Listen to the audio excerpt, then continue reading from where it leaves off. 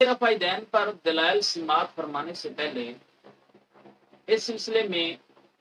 نقطہ اختلاف سمجھ لیں کہ اصل میں اس مسئلہ رفع دین میں اختلاف کیا ہے۔ دیکھیں، آج کل کے جو جدید متحققین غیر مقلد علماء ہیں، ان حضرات کا موقف یہ ہے کہ حضور پاک صلی اللہ تعالی علیہ وسلم پوری زندگی رفع دین کرتے رہے۔ حضور پاک صلی اللہ تعالی علیہ وسلم نے کوئی ایک نماز کی ایک رکعت بھی حضور پاک علیہ السلام نے رفع دین کے بغیر ادا نہیں فرمائی ہے،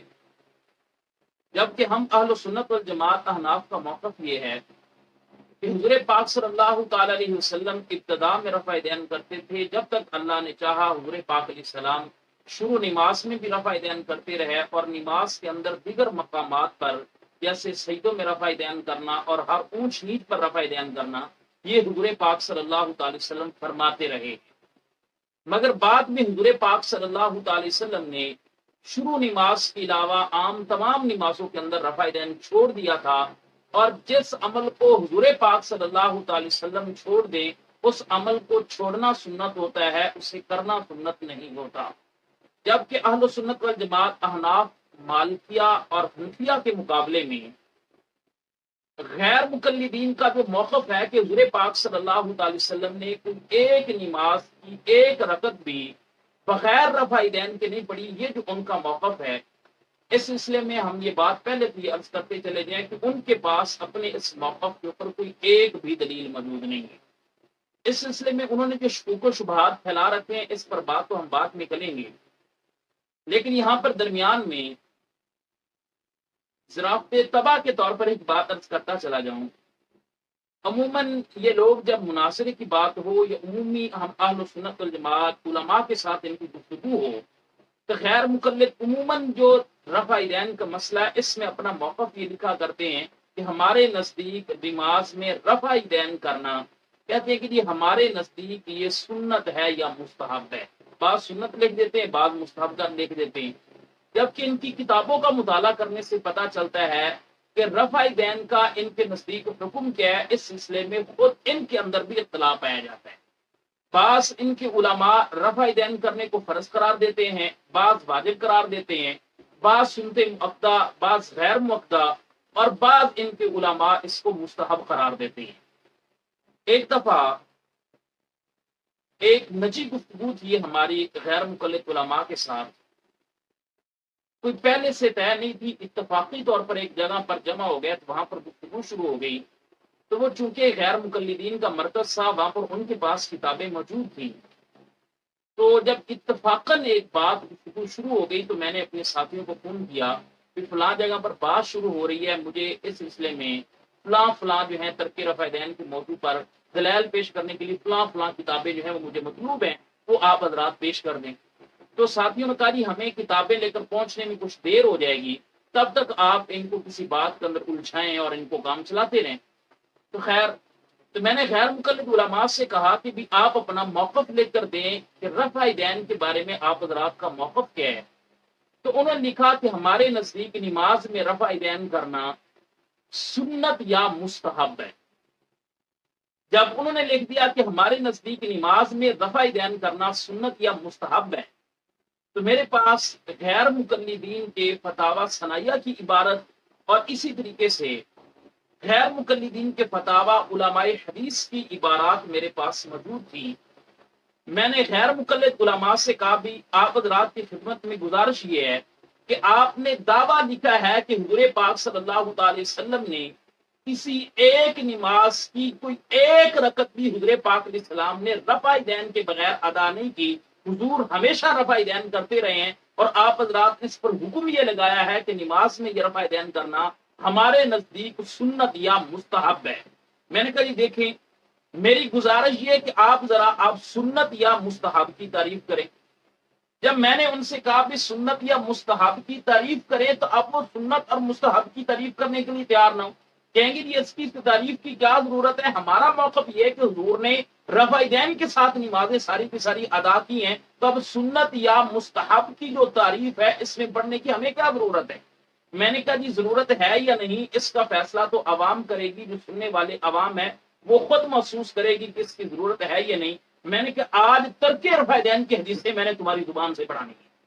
یعنی لیکن یہ نہیں ہو سکتا کہ ترک رفع دین کی حدیثیں ہم پڑھیں, ہم تو سب کو ضعیف کہتے ہیں. میں نے کہا انشاءاللہ العزیز آج ترک رفع دین کی حدیثیں آپ حضرات کی زبان سے میں پڑھواؤں گا اور یہ ساری عوام انشاءاللہ العزیز دیکھے گی. یعنی لیکن یہ کیسے ہو سکتا ہے؟ میں نے کہا جی دیکھیں, آپ نے لکھا کہ نماز میں رفع دین کرنا ہمارے نزدیک سنت یا مستحب ہے. میں نے کہا جی اب آپ تعریف کریں کہ شریعت کی اصطلاح میں سنت کسے کہتے ہیں, شریعت کی اصطلاح کے اندر جو ہے مستحب کسے کہتے ہیں. اب ذرا یہ آپ تعریف کریں. تو پہلے وہ چی مچی کرتے رہے, کوئی نہ سنت کی تعریف کرے نہ مستحب کی تعریف کریں. بالآخر میں نے خود ہی غیر مقلدین کے فتاوا سنایا اور اسی طریقے سے فتاوا علماء حدیث سے عبارات پیش کی کہ جس کے اندر ان کے حضرات نے یہ بات ساتھ کے ساتھ لکھی ہے کہ سنت یا مستحب اسی عمل کو کہا جاتا ہے فعل مرتن و ترک اخرى, کہ کبھی آپ علیہ الصلوۃ والسلام نے وہ عمل کیا ہو اور کبھی آپ نے اسے چھوڑا ہو, اسے سنت یا مستحب کہتے ہیں. میں نے کہی آپ کی علماء نے سنت اور مستحب کی تعریف یہ کی ہے کہ سنت اور مستحب اس عمل کو کہا جاتا ہے جسے آپ علیہ الصلوۃ والسلام نے کبھی کیا ہو اور کبھی آپ علیہ الصلوۃ والسلام نے چھوڑا ہو. میں نے کہا آپ نے لکھا کہ رفع دین کرنا نماز میں مستحب ہے اور آپ کے علماء لکھ رہے ہیں کہ مستحب کہتے ہی اس عمل کو ہیں کہ کبھی آپ علیہ الصلوۃ والسلام نے کیا ہو اور کبھی آپ علیہ السلام نے چھوڑا ہو. جبکہ آپ نے اپنے دعوے کے اندر یہ بات تحریر کی ہے کہ حضور پاک صلی اللہ تعالی علیہ وسلم نے کوئی اپنی پوری زندگی کے اندر ایک رکعت بھی رفع دین کے بغیر ادا نہیں فرمائی ہے. میں نے کہا جب کہ آپ نے حکم یہ لکھا ہے کہ رفع دین کرنا مستحب ہے, اب مستحب کہیں گے تو اس کا مطلب یہ ہوا کہ آپ نے صلی اللہ علیہ وسلم نے کبھی رفع دین حضور نے کیا ہے, کبھی حضور نے رفع دین چھوڑا ہے. تو میں نے کہا جب مستحب کہہ دیا اور اوپر آپ لوگ یہ لکھ رہے ہو کہ حضور نے کوئی ایک رکعت بھی اس کے بغیر ادا نہیں فرمائی ہے, تو میں نے کہا یا تو اپنا موقف بدلو کہ ہمارے نزدیک حضور نے ہمیشہ رفع دین نہیں کیا ہے, یا اس کا حکم بدلو. اب وہاں پر ان کے علماء کرام پھنس گئے اور پوری طرح تقریباً 1.5 گھنٹہ میں نے ان کو ذلیل کیا. میں نے کہا یا تو یہ لکھو کہ رفع دین کرنا مستحب نہیں ہے, یا اسی طریقے سے یہ موقف بدلو کہ حضور نے ہمیشہ رفع دین کیا ہے. اپنا موقف بدلو یا حکم بدلو. لیکن نہ تو انہوں نے موقف بدلا اور نہ ہی حکم بدلا. میں بارہا مطالبہ کرتا رہا, بھی آپ نے لکھا ہے کہ رفع دین کرنا مستحب ہے, تو مستحب تو کہتے ہی اسے ہیں فعل مرۃ و ترک اخرى, کہ آپ علماء کہہ رہے ہیں کہ جسے آپ نے اسلام نے کبھی کیا ہو اور کبھی چھوڑ دیا ہو. میں نے کہا جب آپ نے مستحب کہہ دیا تو آپ نے کہا جی حضور نے رفع دین ایک آدھ مرتبہ کی ہے. میں نے کہا جی حضور پاک صلی اللہ تعالی وسلم نے رفع دین, ہم بھی کہتے ہیں کہ ایک عرصہ تک حضور پاک علیہ السلام نے رفع دین کیا ہے, ہم نے مان لیا. میں نے کہا آپ نے کہا جی حضور علیہ الصلوۃ والسلام کا جو رفع دین ہے یہ مستحب ہے, تو مستحب کا معنی یہ ہوا کہ حضور نے کبھی چھوڑا بھی ہے. تو میں نے کہا آپ یہ فکر بھی ثابت کریں کہ حضور نے رفع دین چھوڑا بھی ہے. میں نے کہا آپ ترک رفع دین کی حدیثیں پڑھیں. اب وہ حدیثیں نہ پڑھے ترک رفع دین کی, کیونکہ اگر ترک رفع دین کی حدیثیں پڑھتے تو ہم جوتے مار دی کہ آپ تو کہہ رہے تھے حضور نے کبھی چھوڑا ہی نہیں, جبکہ آپ حدیثیں پڑھ رہے تھے ثابت ہو رہا حضور نے چھوڑ دیا تھا. اب نہ وہ ترک رفع دین کی حدیثیں پڑھتے تھے, نہ اپنا موقف بدلتے تھے اور نہ ہی اس سلسلے میں اپنا حکم بدلتے رفع دین کے سلسلے میں. تو یہ ہے ان لوگوں کا حال. تو خیر میں یہ عرض کر رہا تھا کہ اہل سنت والجماعت احناف کا موقف یہ ہے کہ حضور پاک صلی اللہ تعالی علیہ وسلم نے شروع نماز میں بھی رفع دین حضور پاک علیہ السلام نے کیا اور نماز کے اندر بھی حضور پاک صلی اللہ تعالی وسلم رفع دین کرتے رہے جب تک اللہ پاک کو منظور تھا. یوں ہی معاملہ رہا. لیکن بعد میں حضور پاک علیہ السلام جو تھے, آپ نے نماز کے اندر والے جتنے بھی رفع دین تھے آپ علیہ السلام نے سارے چھوڑ دیے تھے. حضور پاک علیہ السلام صرف شروع نماز والا جو رفع دین ہے یہ آپ صلی اللہ تعالی علیہ وسلم ہمیشہ کرتے رہے. ہمارے موقف کے اوپر اس پر بہت سارے دلائل ہیں, جن میں سب سے پہلی دلیل حضرت سیدنا عبداللہ بن مسعود رضی اللہ تعالیٰ سے حدیث مبارکہ مروی ہے. چنانچہ صحیح ستہ کی کتابوں میں سے مشہور ترین کتاب سنن ترمذی شریف کے اندر باسند مروی ہے ان القمہ قال قال عبداللہ بن مسعود رضی اللہ تعالیٰ عنہ قال الا اصلی بكم صلاة رسول اللہ صلی اللہ علیہ وسلم فصلى فلم يرفع يديه الا في اول مرة. حضرت القمہ رحمہ اللہ سے روایت وہ نقل کرتے ہیں کہ حضرت عبداللہ بن مسعود رضی اللہ تعالی عنہ نے ایک مرتبہ لوگوں سے ارشاد فرمایا کہ لوگوں کیا تمہیں رسول اللہ صلی اللہ علیہ وسلم کی نماز پڑھ کے نہ دکھاؤں کہ رسول اللہ صلی اللہ علیہ وسلم کی نماز کیسے ہوا کرتی تھی. فصلى فلم يرفع يديه الا في اول مرتين. بس حضرت عبداللہ بن مسعود رضی اللہ تعالی نے لوگوں کو رسول اللہ والی نماز پڑھ کے دکھائی اور پوری نماز کے اندر صرف شروع نماز میں رفع دین کیا اور باقی پوری نماز کے اندر رفع دین حضرت عبداللہ بن مسعود نے نہ کیا. اس حدیث مبارکہ سے معلوم ہوا کہ حضور پاک علیہ السلام شروع نماز والا رفع دین تو ہمیشہ کرتے رہے، باقی حضور پاک علیہ السلام نے رفع دین چھوڑ دیا تھا۔ اس حدیث مبارکہ کو نقل کرنے کے بعد امام ترمذی رحمۃ اللہ علیہ فرماتے ہیں حدیث ابن مسعود حدیث حسن صحیح وبه يقول غير واحد من اهل العلم من اصحاب النبي صلی اللہ علیہ وسلم والتابعین وهو قول سفیان واهل الكوفہ۔ امام ترمذی رحمۃ اللہ علیہ فرماتے ہیں کہ حضرت عبداللہ بن مسعود رضی اللہ عنہ کی یہ جو حدیث ہے حسن صحیح، یہ حدیث مبارکہ حسن صحیح ہے۔ وبه يقول غير واحد من اهل العلم من اصحاب النبي صلی اللہ علیہ وسلم والتابعین، فرماتے ہیں کہ یہی ترک رفع دین والا موقف بے شمار اہل علم صحابہ کرام اور بے شمار تابعین عظام کا وہو قول سفیان و اہل الکوفہ، فرماتے ہیں کہ جلیل القدر محدث امام سفیان ثوری کا اور تمام قدیم اہل کوفہ کا بھی یہی موقف ہے۔ امام ترمذی رحمۃ اللہ علیہ کی یہ جو ترمذی شریف کے جو امام ترمذی نے یہ حدیث نقل کیا اور اس کے بعد اس کی تحقیق جو کی ہے، اس سے کئی ساری باتیں ثابت ہوتی ہیں۔ سب سے پہلی بات تو یہ کہ امام ترمذی فرماتے ہیں ھذا حدیث حسن صحیح، کہ یہ حدیث مبارکہ حسن صحیح ہے۔ امام ترمذی رحمۃ اللہ علیہ انتہائی معتدل محدث ہیں، خصوصاً احادیث کی تصحیح اور تعلیل کے سلسلے کے اندر امام ترمذی رحمۃ اللہ فرما رہے ہیں کہ یہ حدیث حسن صحیح ہے۔ اس سے معلوم ہوا کہ جو لوگ اس حدیث مبارکہ کو ضعیف کہتے ہیں وہ بالکل غلط کہتے ہیں۔ امام ترمذی رحمۃ اللہ جن کی وفات جو ہے امام ترمذی رحمۃ اللہ جن کے وفات 279 ہجری کے اندر ہے، یہ امام ترمذی فرما رہے ہیں کہ یہ حدیث مبارکہ حسن صحیح ہے، امام ترمذی سے صحیح قرار دے رہے ہیں۔ اور یاد رکھیں کہ اس حدیث مبارکہ کے بارے میں جو امام ترمذی فرما رہے ہیں کہ یہ حدیث حسن صحیح ہے، یہ حسن کے ساتھ جو صحیح کا لفظ ہے یہ سنن ترمذی کا جو نسخہ دارالکتب المصریہ والا ہے اس کے اندر حسن کے ساتھ صحیح کا لفظ بھی موجود ہے۔ اور اسی طریقے سے غیر مقلد علماء میں سے احمد محمد شاکر غیر مقلد نے شرح ترمذی کے اندر، اور ائمہ میں سے امام عینی رحمۃ اللہ علیہ نے شرح سنن ابی داود کے اندر، اور اسی طریقے سے صدیق نجیبہ آبادی غیر مقلد نے اپنی کتاب انوار المحمود شرح سنن ابی داود کے اندر بھی یہ بات ذکر کی ہے کہ امام ترمذی رحمۃ اللہ علیہ نے اس حدیث مبارکہ کو حسن صحیح قرار دیا ہے۔ نمبر دو، دوسری امام ترمذی کی اس عبارت سے یہ بات ثابت ہوتی ہے کہ ترک رفع دین کا یہ جو موقف ہے یہ بے شمار اہل علم صحابہ کرام رضوان اللہ تعالی اجمعین اور تابعین کا اور تمام قدیمی اہل کوفہ کا بھی یہی موقف رہا ہے۔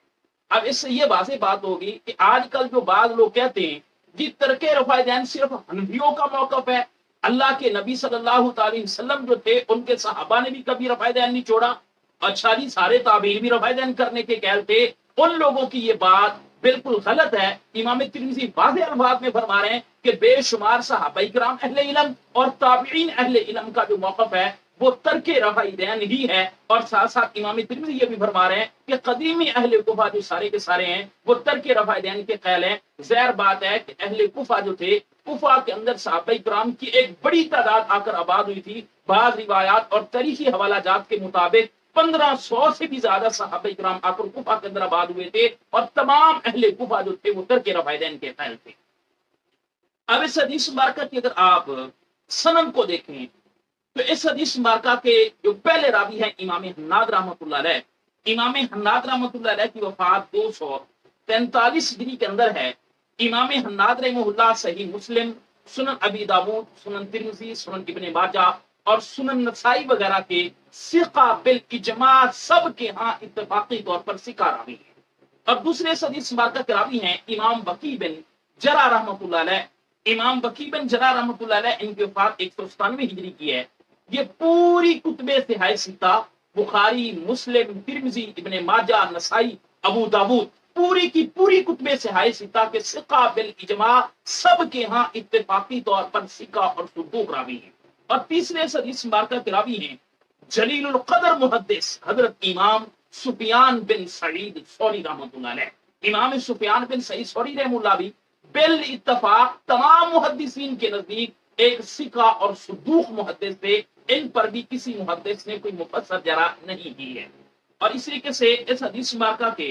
چوتھے راوی ہیں امام عاصم بن کلیب بن شہاب جرمی رحمۃ اللہ علیہ۔ امام عاصم بن کلیب بن شہاب جرمی رحمۃ اللہ علیہ یہ صحیح مسلم اور اسی طریقے سے سنن اربع کے ثقہ بالاجماع راوی ہیں۔ تمام ائمہ محدثین بڑے بڑے جو ائمہ رجال ہیں سارے کے سارے ان کو ثقہ تسلیم کرتے ہیں۔ اور اس حدیث مبارکہ کے 5ویں راوی ہیں امام عبد الرحمن بن اسود بن یزید بن قیس نقی رحمۃ اللہ علیہ. امام عبد الرحمن بن اسود بن یزید بن قیس نقی رحمۃ اللہ علیہ یہ بھی پوری کی پوری کتب صحیح ستہ کے ثقہ بالاجماع راوی ہیں، سب ان کو ثقہ تسلیم کرتے ہیں. اور چھٹے اس حدیث مبارکہ کے راوی ہیں امام علقمہ بن قیس رحمہ اللہ. امام علقمہ بن قیس رحمہ اللہ بھی پوری کتب صحیح ستہ بخاری، مسلم، ترمذی، ابن ماجہ، نسائی وغیرہ کی ثقہ بالاجماع راوی ہیں. ان کے بارے میں بھی کسی کا کوئی اختلاف نہیں ہے. اور 7ویں راوی صحابی رسول حضرت سیدنا عبداللہ بن مسعود رضی اللہ تعالی عنہ ہے. اور یہ بھی یاد رکھیں کہ اس حدیث مبارکہ کے جو راوی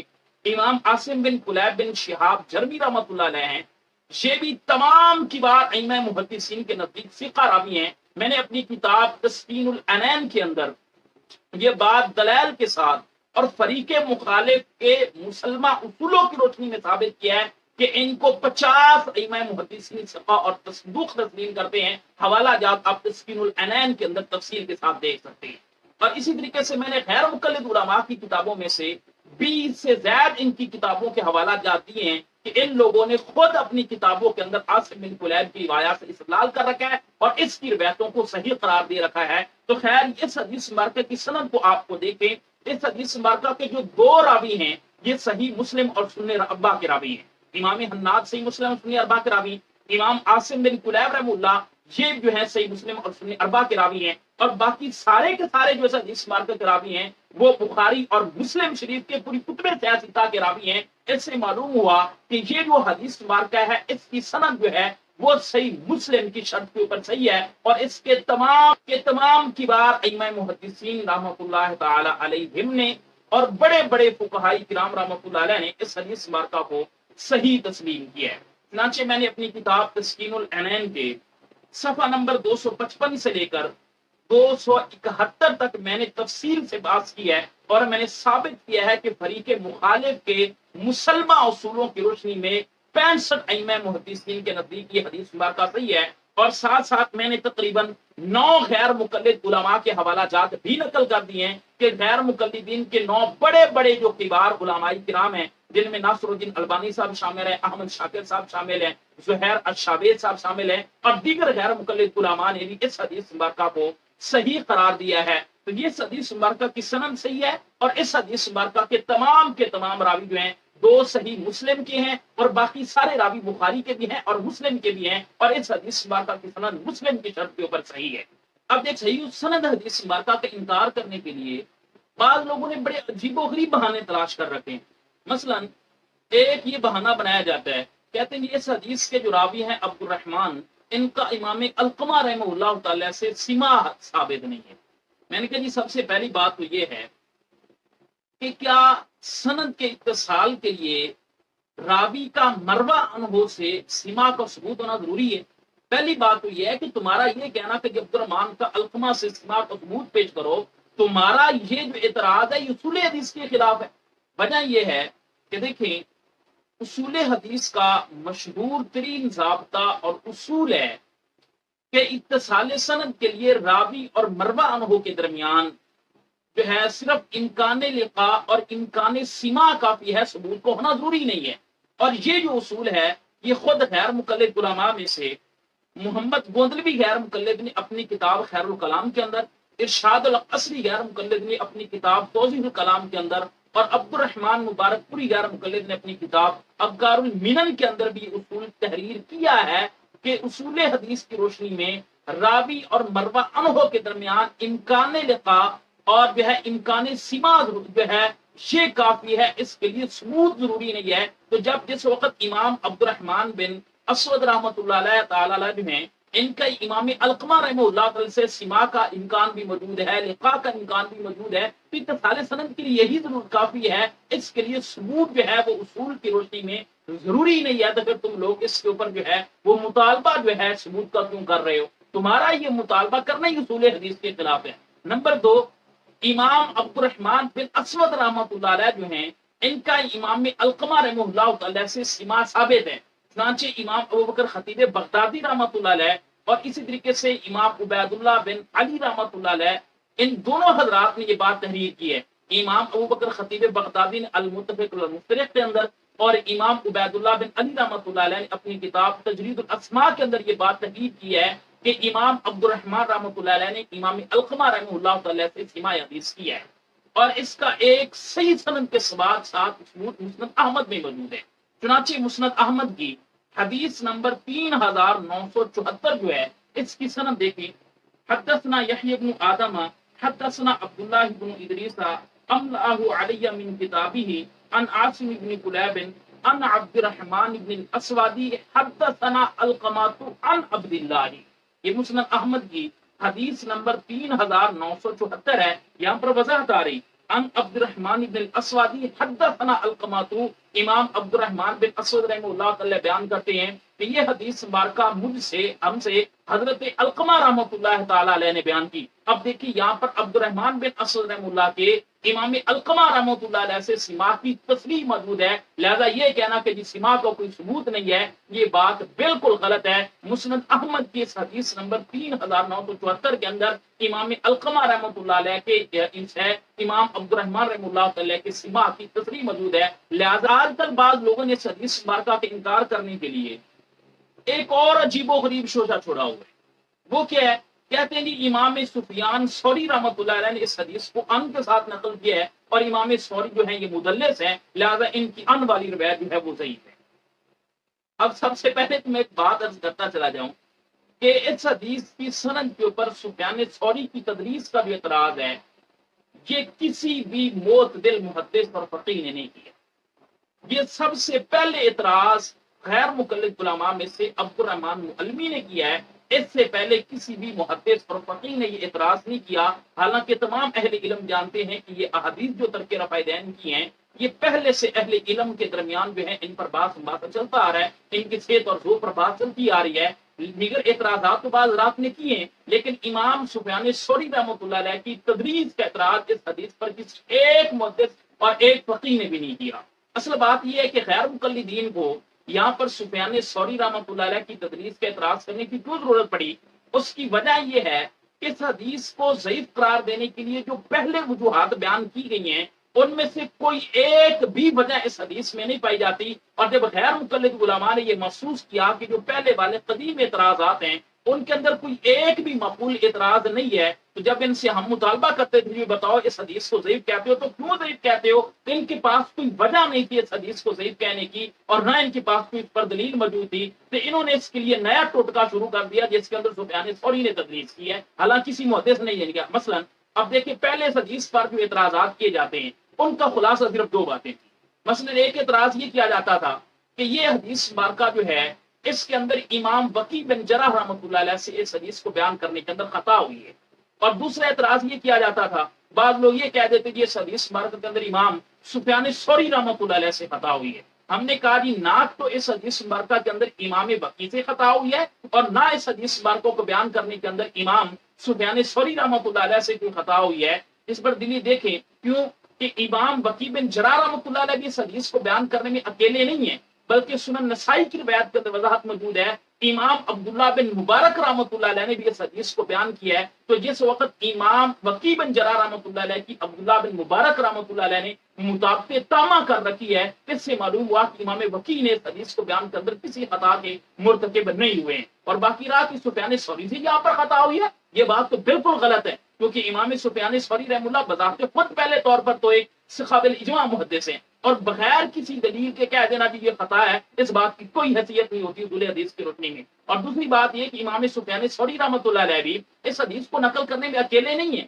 بلکہ امام حفص رحمۃ اللہ علیہ، امام مغیرہ رحمہ اللہ، اور اسی طریقے سے امام حسین وغیرہ نے ان کی مطابقت مان بھی کر رکھی ہے، اور ساتھ ساتھ اس حدیث کے کئی سارے شواہدات بھی موجود ہیں، اس لیے نہ تو امام سفیان ثوری کے وہاں والا اعتراض ٹھیک ہے، اور نہ ہی امام وقی کے اوپر اعتراض جو کیا جاتا ہے وہاں والا یہ بھی ٹھیک تھا۔ تو جب غیر مقلد علماء نے دیکھا کہ یہ دونوں اعتراضات محض بے جان تھے، ان کی اصول حدیث کی روشنی میں کوئی حیثیت نہیں تھی، تو غیر مقلد علماء کو کسی ایسے اعتراض کی ضرورت تھی، کوئی ایسی علت بیان کرنا ان کے لیے ضروری تھا کہ جس سے اس حدیث کو ضعیف کہہ سکیں، تو اس لیے انہوں نے ایک عجیب سا شوشہ چھوڑ دیا ہے، کہتے ہیں اس کے اندر امام سفیان ثوری رحمہ اللہ نے تدلیس کی ہے۔ سب سے پہلی بات تو یہ ہے کہ یہ جو حدیث مبارکہ ہے اس کے بارے میں خود غیر مقلد علماء نے تسلیم کیا ہے کہ امام سفیان ثوری رحمۃ اللہ علیہ کی مانوی مطابق کئی سارے ائمہ محدثین نے کی ہے۔ مثال کے طور پر نور العینین صفحہ نمبر 48 پر زبیر علی غیر مقلد نے یہ بات تحریر کی ہے کہ سوری کی مانوی مطابق حفص، مغیرہ اور حسین وغیرہ راویوں نے کی ہے۔ اب دیکھیں زبیر علی صاحب نور العینین کے صفحہ نمبر 48 پر یہ بات تسلیم کر رہے ہیں کہ امام سفیان ثوری رحمۃ اللہ علیہ کی مانوی مطابق کئی سارے سکہ راویوں نے کی ہے، اور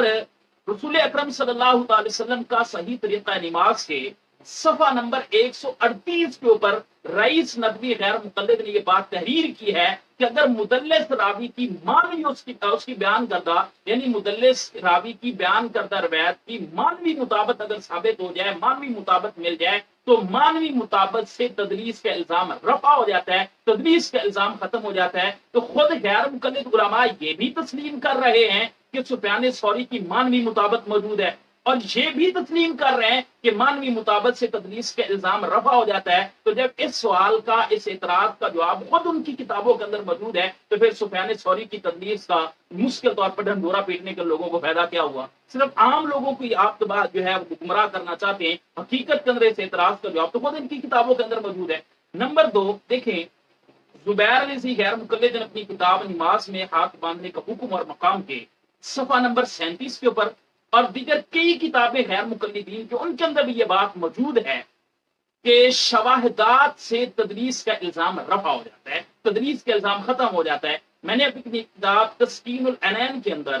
حضرت امام سفیان ثوری رحمہ اللہ کی بیان کردہ اس حدیث کے 12 شواہد اختصار کے ساتھ پیش کیے ہیں، اور بھی شواہدات موجود ہیں، اور جو 12 میں نے پیش کیے ان سب کی سندیں صحیح ہیں۔ اب 12 اس کے قوی شواہدات موجود ہیں، اور غیر مقلد علماء نے بھی لکھا ہے کہ شواہدات سے تدلیس کا الزام ختم ہو جاتا ہے۔ جب اس حدیث کے شواہد بھی موجود ہیں، اس کے مطابق بھی موجود ہیں، تو پھر تدلیس کے الزام کی کیا حیثیت رہے گی؟ اور پھر بات یہ ہے کہ یہ حدیث مارکہ جس طریقے سے امام بقی رحمۃ اللہ علیہ نے امام سفیان سے نقل کی ہے، اسی طرح سے امام ابن مبارک رحمۃ اللہ علیہ بھی اس حدیث مارکہ کو امام سفیان ثوری رحمہ اللہ سے نقل کرنے والے ہیں، جیسا کہ سنن نسائی کی سند کے اندر وضاحت موجود ہے۔ اس کا مطلب یہ ہوا کہ جب امام سفیان ثوری رحمۃ اللہ علیہ نے یہ حدیث بیان کی تھی، تو اس مجلس کے اندر حضرت امام عبداللہ بن مبارک رحمۃ اللہ علیہ بھی موجود تھے، اور عبداللہ بن مبارک رحمہ اللہ ان سے یہ حدیث مبارکہ سن رہے تھے۔ اور الارشاد کے اندر امام خلیلی رحمۃ اللہ علیہ نے صحیح سند کے ساتھ نقل کیا ہے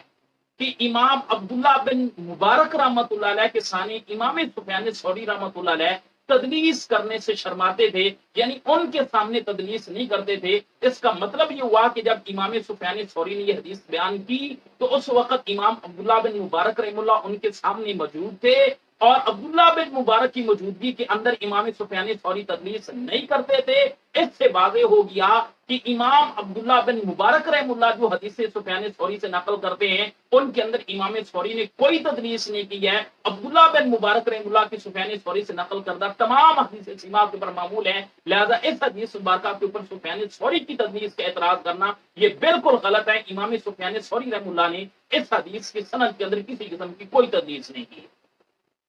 اچھا، ایک اور بھی ٹوٹکا آج کل بعض لوگوں نے چھوڑ رکھا ہے۔ کہتے جی امام ابن مدینی رحمۃ اللہ علیہ فرماتے ہیں کہ عاصم بن کلیب جو ہیں وہ جس حدیث مارکہ کو نقل کرنے کے اندر اکیلے ہوں، تنہا ہوں، وہ حدیث قابل اعتبار نہیں ہے، معتبر نہیں ہے۔ یہ اعتراض جو ہے بعض اسماء اور رجال کی کتابوں سے نقل کیا جاتا ہے، اور یہ قول پیش کیا جاتا ہے۔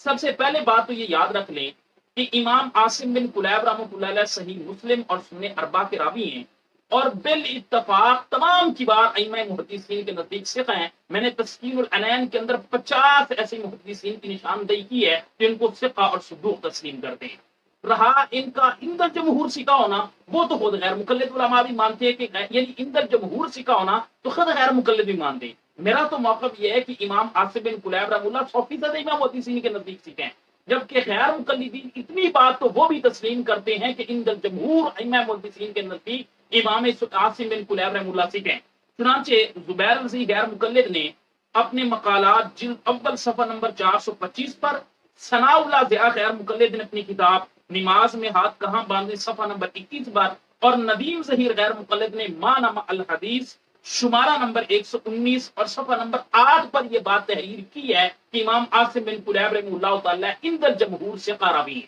اور زبیر علی غیر مقلد نے اپنے مقالات جلد اول صفحہ نمبر 476 پر، ندیم ظہیر غیر مقلد نے مانامہ الحدیث صفحہ نمبر 9 پر اور شمارہ نمبر 119 کے اندر یہ بات تحریر کی ہے کہ ثقہ راوی اگر کسی حدیث کو بیان کرنے کے اندر اکیلا ہو، تنہا ہو، تو اس کا اکیلا اور تنہا ہونا اصول حدیث کی روشنی کے اندر مضر ہی نہیں ہے سرے سے۔ اب رہی بات کہ یہ جو قول امام ابن مدینی کی طرف منسوب کیا گیا ہے، عاصم بن کلیب جسے نقل کرنے میں منفرد ہو، وہ روایت معتبر شمار نہیں ہوتی۔ یہ بات یہ کہ یاد رکھیں یہ ابن مدینی رحمۃ اللہ علیہ کی طرف منسوب قول ہے، اس قول کی ہمارے علم کے مطابق کوئی سند نہیں ہے، یہ بالکل بے سند قول ہے، حتیٰ کہ خود غیر مقلد علماء نے بھی تسلیم کیا ہے کہ یہ بے سند قول ہے، امام ابن مدینی رحمۃ اللہ علیہ سے یہ قول ثابت نہیں ہے۔ چنانچہ ندیم ظہیر غیر مقلد نے مانامہ الحدیث شمارہ نمبر 119 صفحہ نمبر 9 کے اوپر یہ بات تسلیم کی ہے کہ ابن مدینی کی طرف یہ جو قول منسوب ہے اس کی کوئی سند نہیں ہے، لہذا یہ قول غلط اور بالکل مردود ہے۔ یہ بات خود ندیم ظہیر غیر مقلد نے تسلیم کی ہے، لہذا اس قول کو لے کر لوگوں کے درمیان شور مچانا یہ بھی بالکل غلط ہے۔ امام ابن مدینی رحمۃ اللہ علیہ سے یہ قول ثابت ہی نہیں ہے، اس کی کوئی سند نہیں ہے، اور یہ بات تو خود غیر مقلد علماء نے بھی بار بار لکھ رکھی ہے کہ بے سند جرح اور تو تعدیل جو ہوتی ہے وہ قابل اعتبار نہیں ہوا کرتی۔